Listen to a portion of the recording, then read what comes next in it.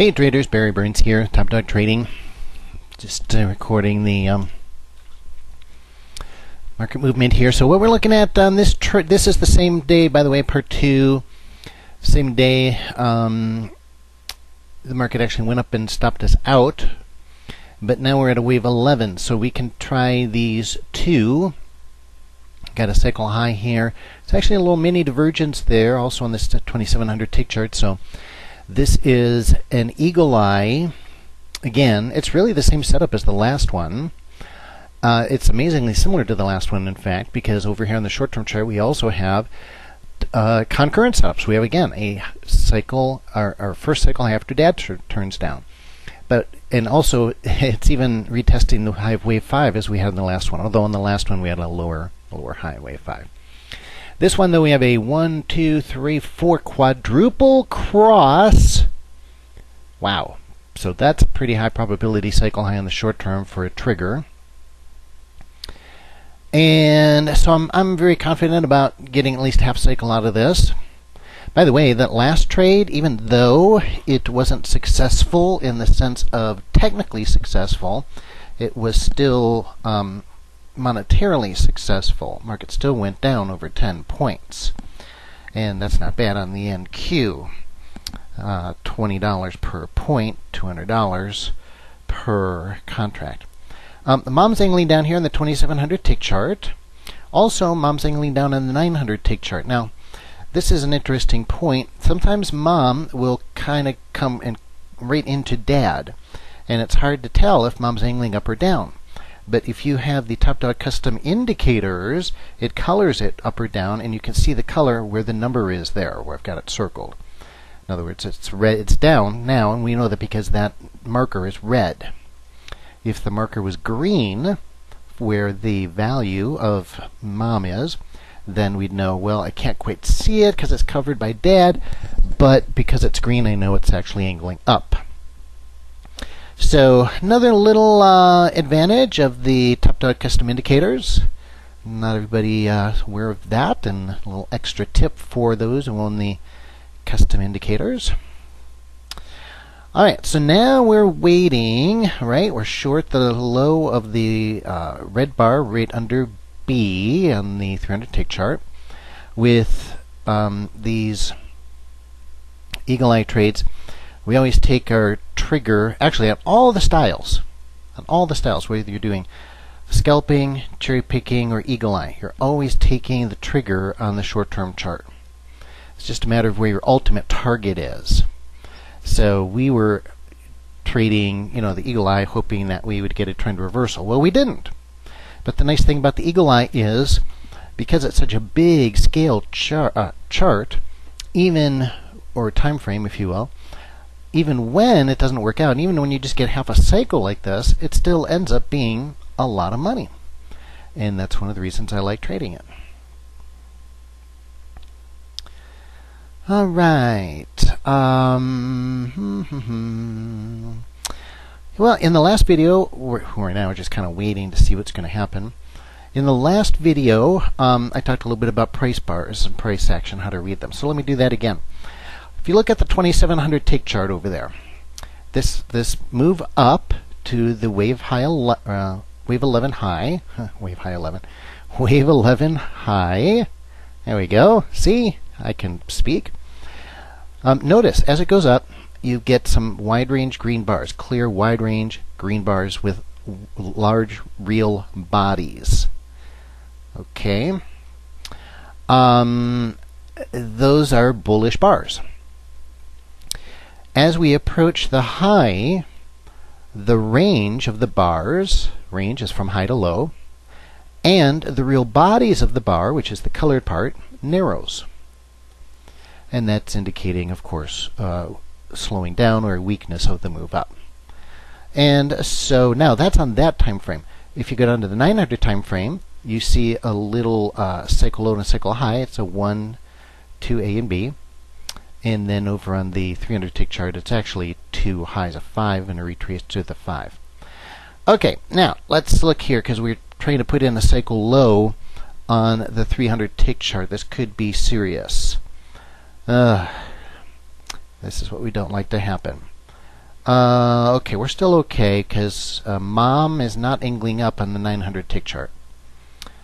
So if we were to break the high of the last green bar in the 300 tick chart, and mom were angling up on the 900 tick chart, we would actually have a reload pattern, wouldn't we? Yeah, we'd have a reload pattern on the 300 tick chart to go long. And then you could do a stop in reverse. Instead of just getting out and using a stop loss, you could actually just do, well, however many contracts to take full position going long, and do a stop in reverse. But then you have to keep in mind, okay, now I'm doing a reload pattern on the 300 tick chart, and that's a scalping style trade. Now that hasn't happened because, first of all, we haven't gone above the high of that green bar, and second of all, mom's still angling down on the 900 tick chart. So, but that's one thing you can do. So especially, and that by the way, yeah, that's advanced trading, because that requires, as I just said, trading more than one style. And in Foundations Course 1 and 2, I encourage you to pick just one style and stick with it. And the reason for that is because, well, you're new to my methodology, and so, to start, you should just start with one. Now, as you get more advanced, you can trade 2 or 3 or all 3.5 styles if you want to. And that's up to you. It's your, where's your comfort level? When you're getting really good at just one style and you're feeling really comfortable with it and the method and the techniques and reading the charts and all of that, then you can go on and say, fine, now I'm going to try 2 of the trading styles. In this case, Eagle Eye and scalping. So you'd be watching all 3 charts for setups on all 3 of them. And you watch them, but you don't really take a trade until they're triggered. Remember, so you would maybe not put in a stop, but a stop in reverse. So if I was short 4 contracts and I wanted to be long 4, then I'd do a stop in reverse of 8. If I'd taken off half at 2, I'd do a stop in reverse with 6. So I'd cover my 2 and be long net 4. Okay, here is another situation we're looking at now. So if we're going to trade, again, okay, cherry picking. First of all, we've got a first retracing a trend here on the middle turn chart, 900 tick chart, ABC, wave 2. And now we've got concurrent cycle lows on the 2 charts, short term and medium term. This would be a aggressive cherry picking style to go long.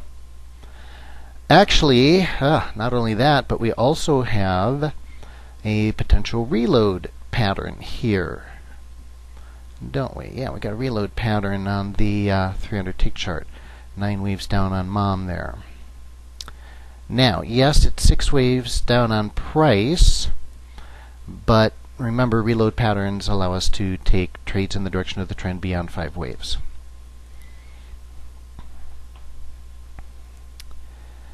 Okay. Well, that reload pattern triggered long, but mom did not angle up on the 900 tick chart. It's also a rubber band trade, isn't it? Because the 50 MA is flat to up. Technically, it's still up, I believe. So, but we've already hit our first target, obviously.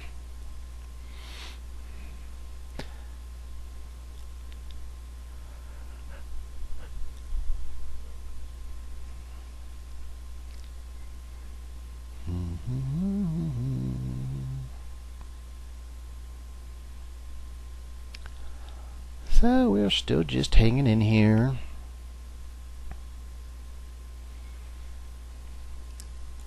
This is what a lot of trading is right here. Just sitting and waiting. It's managing your positions.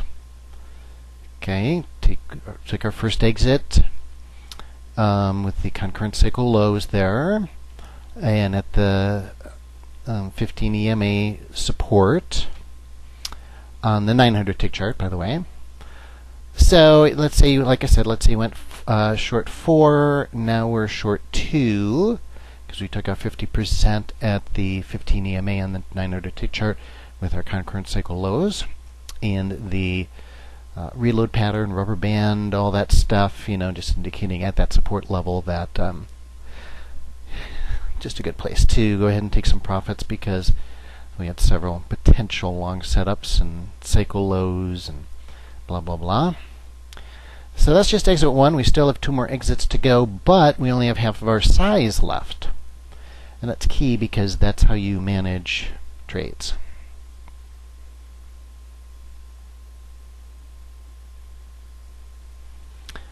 Okay, I'm back.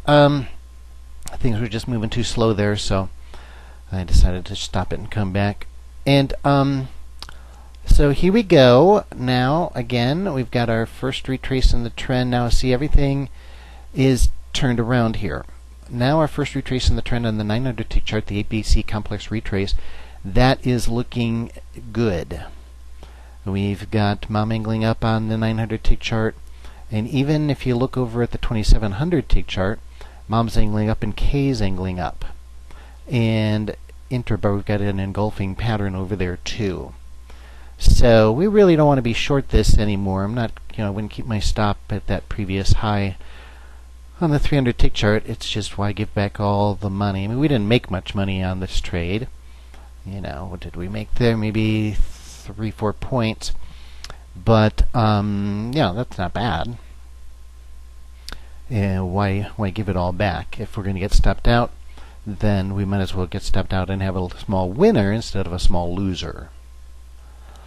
And in Chicago, when I was there, they had a saying on the floor that was